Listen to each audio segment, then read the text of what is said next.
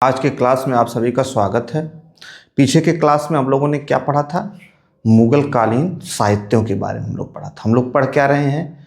Mughal empire. Mughal empire में भी हम लोग क्या पढ़ रहे थे कि उनके हर राजाओं के रिस्पेक्ट में मुगल कालीन साहित्य पीछे क्लास में पढ़ा। उसके पहले हम लोगों ने पॉलिटिकल हिस्ट्री पढ़ी। ये तमाम चीज़ें हम लोग एक क्रम वाइज पढ़ते आ रहे हैं, ठीक है। तो उसी क्रम में हम लोग आगे बढ़ते हैं। और आज हम मुगल काल में विदेशी यात्री, जो मुगल काल में विदेशी यात्री, चाहे बाबर, चाहे हुमायूं, चाहे जिसके भी, हर राजा के रिस्पेक्ट में, ठीक है, कब से आना शुरू हुए ये भी हम लोग जानेंगे कि क्यों, कब से आना शुरू है और क्यों आए। ये सारी चीज़ें हम लोग आज जानेंगे, ठीक है। तो आइए हम लोग स्टार्ट करते हैं। जैसा कि मैंने लिखा है बोर्ड पे कि मुगल कालीन विदेशी यात्री, अभी इसको आप नहीं देखेंगे, अभी मैं एक चीज़ आपको समझा दूंगा, इसके बाद आप देखिएगा। जैसे देखिए, ये तो आपको अब तक याद हो गया होगा, भज सब, अब तक तो याद ही हो गया होगा। कितनी बार मैं इसको बता चुका हूँ, भज सब भज सब, अब तो याद ही गया होगा, ठीक है। तो मैं आपसे एक क्वेश्चन पूछता हूँ। क्वेश्चन क्या है कि विदेशी यात्रियों का आगमन, विदेशी यात्रियों का आगमन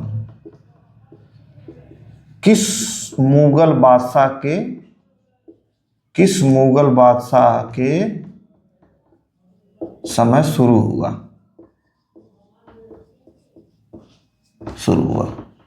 विदेशी यात्रियों का आगमन किस मुगल बादशाह के समय से स्टार्ट हुआ, शुरू हुआ? ऑप्शन आपको मैंने दे दिया है, बाबर, हुमायूं, अकबर, जहांगीर, शाहजहां, औरंगजेब और बहादुर शाह। तो बहादुर शाह तो ये तो उत्तर मुगल काल, लेटर मुगल पीरियड का है, अभी मैंने इसको नहीं बताया है। इसमें से किसके? तो आंसर तो अकबर होगा, आंसर अकबर होगा। लेकिन अकबर क्यों होगा, इसको हम लोग थोड़ा सा एक उदाहरण से समझेंगे ना, तब आपको एकदम क्लियर हो जाएगा, ठीक है। तो इसको थोड़ा समझ लेते हैं कि अकबर ही क्यों होगा। जैसे मान लीजिए कि मैंने आपका टिकट करा दिया है, कहाँ जाने के लिए? विदेश जाने के लिए मैंने आपका टिकट करा दिया। सारी व्यवस्था, सारा खर्च पान जो भी लगेगा, सारी चीज़ की व्यवस्था मैंने कर दी है कि हाँ अब आपको विदेश जाना है, ठीक है। तो फिर आपके दिमाग में क्वेश्चन उठेगा कि सर कहाँ जाना है विदेश में? ये तो पक्का आएगा। आप भी सोचेंगे फ्री सेवा है, चल ही लेते हैं। तो जब आप भागते हुए आएंगे, मुझसे पूछेंगे कि सर कहाँ जाएं, कहाँ जाना है, कहाँ का टिकट आपने करवाया है, तो मैं बताऊंगा कि यूक्रेन का।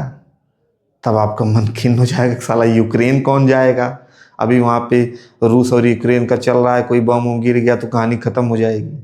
तो आप जाना चाहेंगे यूक्रेन? तुरंत मना कर देंगे कि मैं यूक्रेन नहीं जाऊँगा, ठीक है। या मैंने अगर इजराइल का टिकट करा दिया, इजराइल में भी हमेशा चलता रहता है, तो आप उस जगह से जाने को मना करेंगे। क्यों? क्योंकि वहाँ स्थिति ठीक नहीं है, आप तुरंत मना करेंगे। ठीक यही स्थिति बाबर के समय थी। बाबर जब आया तो भारत में युद्ध चल रहे थे, बाबर की पूरी लाइफ युद्ध में बीती है। अब भारत में लोग लड़ रहे थे आपस में। बाबर 1526 में आया, 26 लड़ा, 27, 28, 29, लगातार युद्ध कर रहा है। तो कोई यात्री आएगा अपनी जान देने के लिए? कोई आएगा? कोई नहीं आएगा। हुमायूं की क्या स्थिति थी? हुमायूं की भी स्थिति यही थी कि हुमायूं जिंदगी भर भागता रहा। जब राजा ही भाग रहा है, कोई एक राजा है ही नहीं देश में, तो कौन यात्री आएगा भाई? घर का मालिक है ही नहीं, तो आपके घर पे कोई आएगा? कोई नहीं आएगा।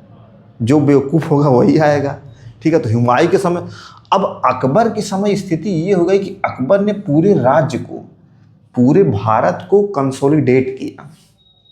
पूरा एकदम प्रशासन, एकदम आर्थिक, सारी चीज़ें एकदम कंसोलिडेट करके, और अकबर की ख्याति विदेशों में फैल गई। अकबर के साम्राज्य की ख्याति जो है विदेशों में फैल गई कि हाँ वहाँ राजनीतिक रूप से स्थिरता है, ये तमाम चीज़ें हैं। अकबर के यहाँ मनसब दिए जाते थे, 50,000 का मनसब, 60,000 का मनसब, प्रशासनिक पद दिए जाते थे। तो अब स्थिति ठीक हो गई अकबर के समय। तब अब क्या होगा? अब यात्री आएंगे, क्योंकि सुविधा भी उनको मिलेगी, प्रशासनिक तमाम चीज़ें, कोई दिक्कत भी नहीं है। तो अकबर के समय से यात्री, जो विदेशी यात्री आना शुरू होते हैं। अकबर के समय आते हैं कुछ, फिर जहांगीर के समय, फिर शाहजहां के समय, और फिर औरंगजेब के समय स्थिति वही, औरंगजेब के बाद फिर लड़ाई, फिर वही डिसइंटीग्रेशन हो जाता है इंडिया का, विघटन होने लगता है, फिर छोटे छोटे राजा होने लगते हैं, तो इसलिए फिर यात्री कम होने लगेंगे। औरंगजेब के बाद यात्रियों की संख्या, या औरंगजेब से ही मान लीजिए कि यात्रियों की संख्या धीरे धीरे कम होने लगेगी। ठीक है, तो महत्वपूर्ण कौन है? अकबर, जहांगीर, शाहजहां। अगर अकबर, जहांगीर, शाहजहां में तीनों में चूज करना हो कि कौन सा सबसे महत्वपूर्ण है, तो जहांगीर और शाहजहां। अकबर को 40 मान लीजिए, तो इन दोनों को 60 मान लीजिए, 60%। ठीक है, तो हम लोग किसको किसको तब पढ़ेंगे विदेशी यात्रियों में? अकबर को, जहांगीर को, शाहजहां को, और थोड़ा सा औरंगजेब के बारे में भी एक दो हैं, उसके बारे में मैं बता ही दूंगा, क्योंकि आपको लगेगा कि सर उसको छोड़ दिए। जो अंदर आपके एक जिजीविषा है ना, जो एक आता है ना अंदर कि ये छूट गया, वो छोड़ूंगा तो मैं कुछ नहीं, लेकिन महत्वपूर्ण जो उसको, जैसे अकबर, जहांगीर, शाहजहां। तो आइए अब हम अकबर के समय जो अच्छा, अकबर में भी देखेंगे कि पहला यात्री कौन है, फिर देखेंगे कि पहला ब्रिटिश यात्री कौन है, ऐसे क्वेश्चन आते हैं। ठीक है, तो आइए हम देखते हैं। देखिए, अकबर, पहला यात्री कौन है? फादर एंथोनी मोंसेरात, नाम भी इसका अजबी है, फादर एंथोनी मोंसेरात। कहाँ का यात्री था? ये पुर्तगीज यात्री था, और ये पहला यात्री है। फादर एंथोनी मोंसेरात ये पहला यात्री है। कहाँ का था? पुर्तगीज का था। और यह जो था, यह अकबर के साथ काबुल अभियान में गया था।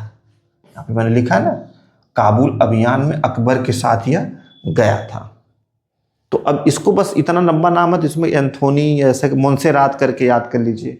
ठीक है, अच्छा, दूसरा कौन है? फादर थॉमस स्टेफेंस, ये पहला अंग्रेज है जो अकबर के समय आया। तो ये पहला यात्री है, जो पुर्तगीज है अकबर के समय आता, लेकिन ये पहला अंग्रेज यात्री है। तो ये दोनों अलग अलग चीजें हैं, पहला अंग्रेज यात्री अलग है और पहला यात्री अलग है। ठीक है, तो फादर थॉमस स्टेफेंस इसका नाम है। ठीक, अब इसमें देखेंगे कि इसमें भी फादर लगा है, इसमें भी फादर लगा है। तो शुरुआत में जो यात्री आते थे वो कुछ धर्म से संबंधित आते थे। फादर फादर समझ ही रहे होंगे आप, कोई इनका व्यापार करने का, कोई ट्रेड करने का कोई मन नहीं था। ऐसे ही आते थे अपना थोड़ा बहुत मान लीजिए खर्चा पानी अपना चलाने के लिए थोड़ा बहुत लाभ लेके चले गए, लेकिन इनका कोई ऐसा उद्देश्य नहीं था। जो बाद के यात्री आएंगे ना, वो तो रियायत भी राजा से करवाएंगे, अपना उनको रियायत भी मिलेगी, वो बाकायदा ट्रेनिंग करके जाएंगे। अभी देखिए, ठीक है, तो ये दोनों वही स्थिति इनकी है। ठीक, अच्छा, राल्फ फिंच तीसरा यात्री है, राल्फ फिंच, ये अंग्रेज है, ये भी अंग्रेज है। ठीक है, और यह पहला यात्री, ये भी देखिए पहला यात्री है, लेकिन कैसा पहला है? ये पहला यात्री है जो अकबर के नई राजधानी फतेहपुर सीकरी में सबसे पहले आया। क्या मैंने बताया? राल्फ फिंच पहला अंग्रेज यात्री है जो अकबर की नई राजधानी फतेहपुर सीकरी में सबसे पहले आया। तो इसको दिमाग में आप, नई राजधानी में, अकबर की नई राजधानी में सबसे पहले आया कौन? Ralph Finch. ठीक है, तो बस अकबर इतना ही है, इससे ज़्यादा नहीं पढ़ना है। अब अकबर के बाद जहांगीर। जहांगीर के बारे में जो 3 यात्री हैं ना, एक विलियम हॉकिंस जिसकी उपाधि थी फिरंगी खां या इंग्लिश खां, एक विलियम फिंच, अनारकली की कथा का वर्णन इन्होंने किया, सर थॉमस रो खान की उपाधि। ये तीनों यात्री बहुत ही महत्वपूर्ण है जहांगीर के समय जो आए हैं। लेकिन इन सब के बारे में डिटेल मैं आपको जब मॉडर्न हिस्ट्री बताऊंगा ना, तो उसमें डिटेल इसका वर्णन करूंगा, क्योंकि यहाँ रेलिवेंट नहीं है, ये रेलिवेंट जगह नहीं है, ये यहाँ बताने का कोई औचित्य नहीं है। ये जब मॉडर्न बताऊंगा तो वहाँ आप अच्छे से समझेंगे मॉडर्न हिस्ट्री में। थोड़ा सा मैं लेकिन जिक्र कर ही देता हूँ। जैसे विलियम हॉकिंस वहाँ से चला था अकबर के नाम का पत्र लेके, लेकिन बीच रास्ते में इसको दिक्कत होने लगी भाषा को लेकर, तो ये तमाम भाषाएं सीखते हुए तब आया जहांगीर के समय पहुंचा। चला था अकबर के नाम का पत्र लेके, अब पहुंचा जहांगीर के समय। इतना लेट क्योंकि बीच में तमाम भाषाओं को सीखा। भाई भाषाओं को, फारसी कोई सब नहीं सीखेगा तो कैसे इन लोगों को प्रभावित करेगा? तो यही सब प्रभावित करने के लिए फारसी ये तमाम भाषाएं सीख आए। और फिर आया विलियम हॉकिंस, तो इसको फिरंगी इंग्लिश खां की उपाधि भी दी गई। फिर विलियम फिंच आया। विलियम फिंच ने अनारकली की कथा का वर्णन किया अपने उन्होंने बुक में। सर थॉमस रो या सर टॉमस रो, इसको खान की उपाधि, अच्छा सर टॉमस रो को तो जहांगीर ने रियायत भी दी थी। तो इनके बारे में डिस्कस हम करेंगे कहाँ, मॉडर्न हिस्ट्री में। शुरुआत के लेक्चर में ही इसका डिस्कस किया जाएगा जब किसका ब्रिटिशों का आगमन होगा तो, ठीक है। अच्छा, शाहजहां देख लीजिए।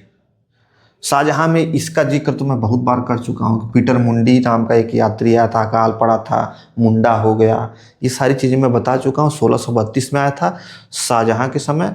उस समय अकाल का वर्णन, शाहजहां के समय अकाल पड़ा था, उसी का वर्णन किया है पीटर मुंडी ने 1632 में, ठीक है।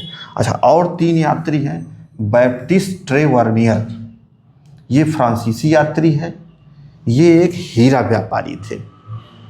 इन्होंने अपनी किताब 7 वॉयजेस यानी इस किताब में क्या है कि इन्होंने पूरब की तरफ 7 बार यात्राएं की हैं।